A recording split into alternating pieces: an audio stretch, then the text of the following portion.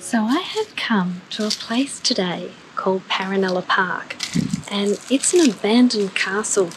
So it was actually built by a Spaniard but early in the 1900s, and he just wanted to create this beautiful magical place, and he's planted like over 7,000 different varieties of plants here, and it's apparently really beautiful. I haven't been in there yet, but an Australian couple sort of rediscovered the park. It had been abandoned, and so in 1993 they revitalised it, and so now people come here and just explore. And so I've paid $57 for entry, but with that I get this amazing campsite, which is a powered site for the night. You get one free night. You can get access to the park for 2 years, and they're also allowing me to go in the morning between 7 and 9 before the park opens so I can fly my drone. So I'm a bit excited about that. I get the park to myself and I get some drone footage. So really lovely, friendly people here too. So yeah, let's go check it out.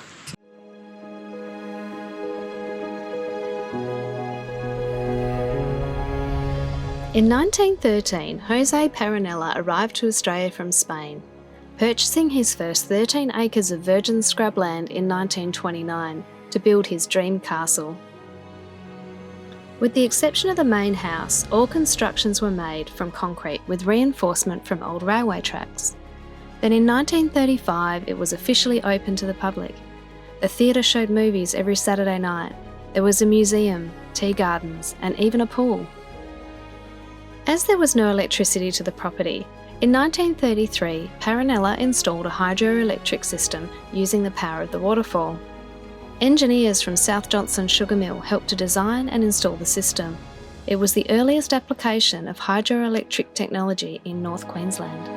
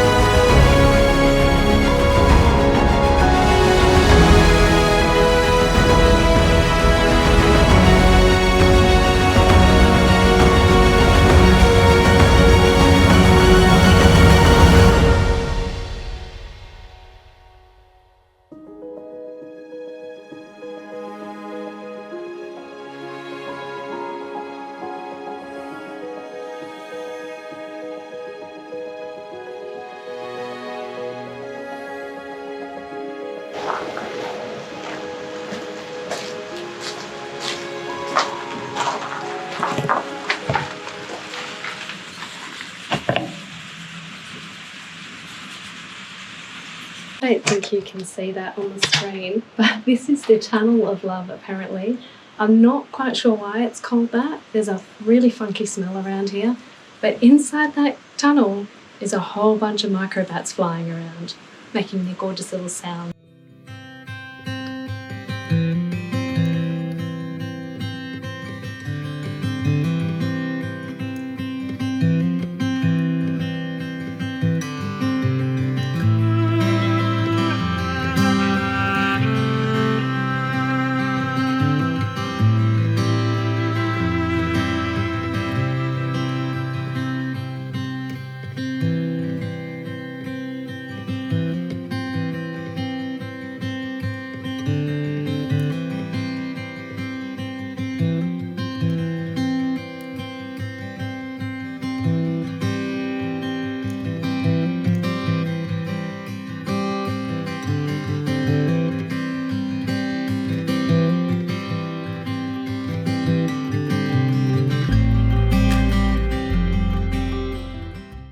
We've just arrived at the bamboo forest part, which, as you can see, and just surrounded by bamboo.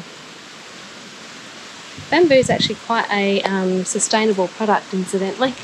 It takes on a lot less water to grow. You don't need chemicals to grow it. The production process from getting it from a raw bamboo material into something you can create for clothing does require a bit of chemicals, But yeah, it grows a lot faster than other things and takes a lot less water, so it might just be that more sustainable option for clothing, and it's softer too.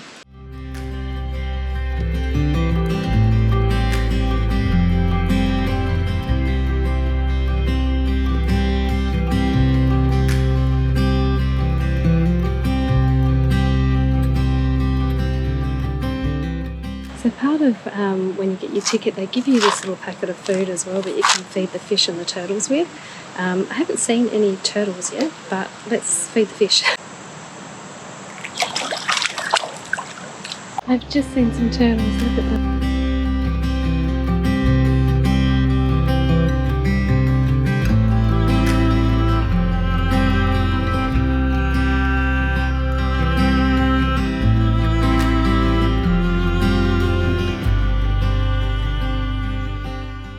Gee, those fish are really getting into it. Poor turtles can't get in.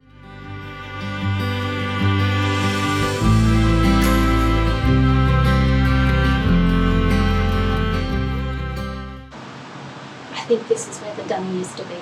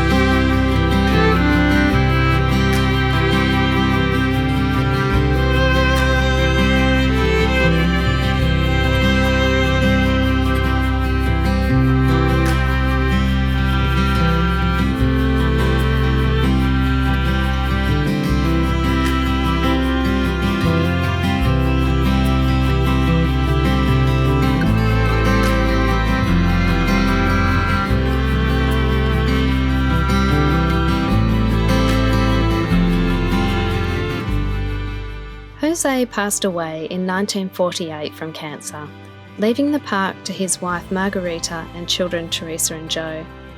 In 1967, Margarita passed away, shortly followed by Joe in 1972. This, coupled with the heavy flooding in 1967, 72 and then 74, left a lot of maintenance for Teresa to manage. The park was subsequently sold in 1977. Then, in 1979, a fire ripped through the castle, which left the park closed to the public.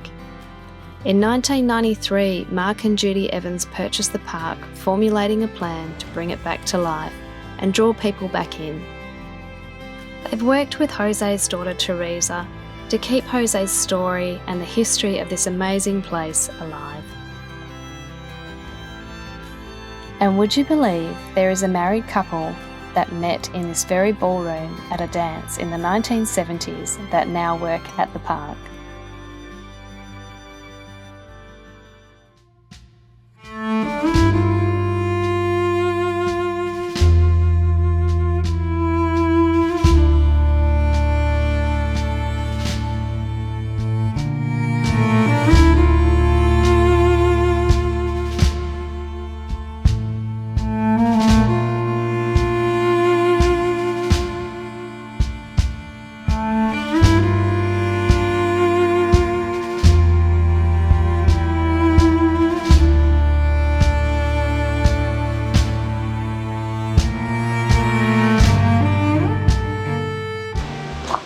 So I have been given permission to come into the park this morning early before it opens, between the hours of 7 and 9, so I can get some drone footage. So yes, I have parked all to myself, and yeah, let's get some amazing footage of this beautiful castle.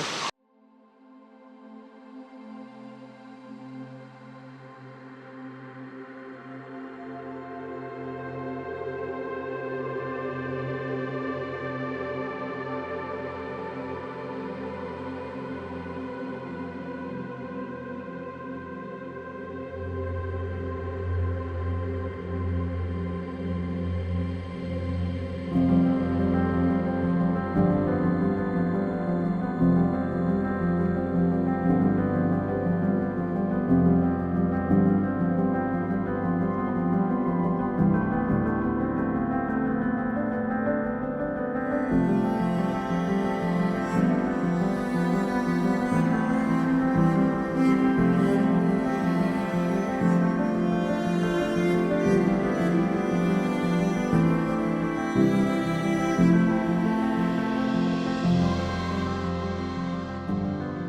I have gotten some of the most spectacular footage this morning. One thing I didn't really consider or think about was the sun coming up. So I got the most amazing footage of the sun coming up over the trees, and I just can't wait to show you all of this. It's been spectacular. And last night on that, when I did the night tour, the owner of the property, or one of the owners, the husband, he talked about how they took over the park, and they work with José Paronella's family to keep the park alive. And it's so nice to see that, you know, someone like José who had a passion, and people probably thought he was quite crazy at the time, like building a castle in the middle of Queensland. But I love crazy because it turns into things like this, and the fact that there's the couple that have taken over the park are just carrying on that passion, and they want to now create a wildlife sanctuary for crocodiles on the property as well. So let's all bring back a bit of crazy and follow our passions, because it leads to such magic, beautiful places like this.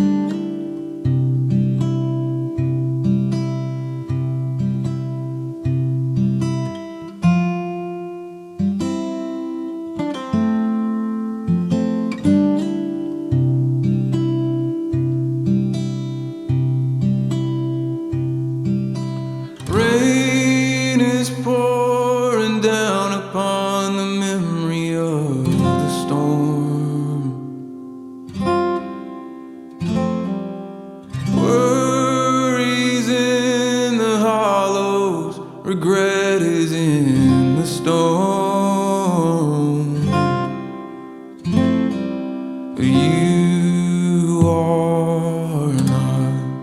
You're not alone.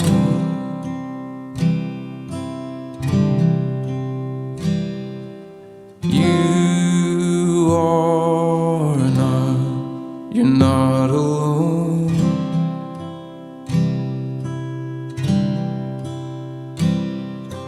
High upon the mountain, fathoms from the sound, rising with the morning, are lost beneath the ground.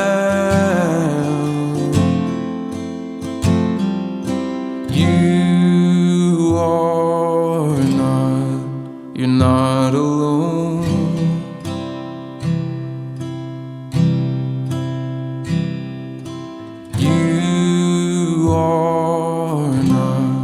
You're not alone.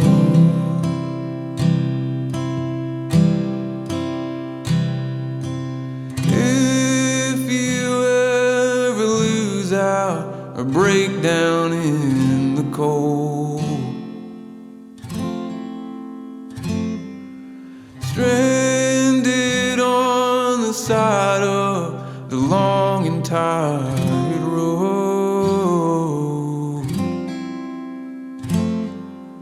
I would drive for miles out in the failing light, brave the wind and lightning, and meet you in the night.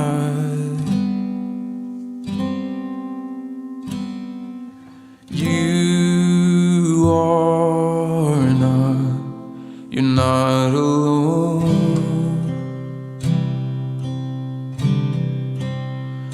Oh, you are not, you're not alone. This has been one of the most magical experiences for me. Like, the staff have been amazing, the owners are just such beautiful people, and to be able to come in here before it's open to the public to be able to film with my drone was just like so amazing. And I'm not much of I don't like crowds, so it's also been really nice just to be in here and be able to film without other people watching me. But yeah, it's definitely a must do on your list if you're coming to Queensland.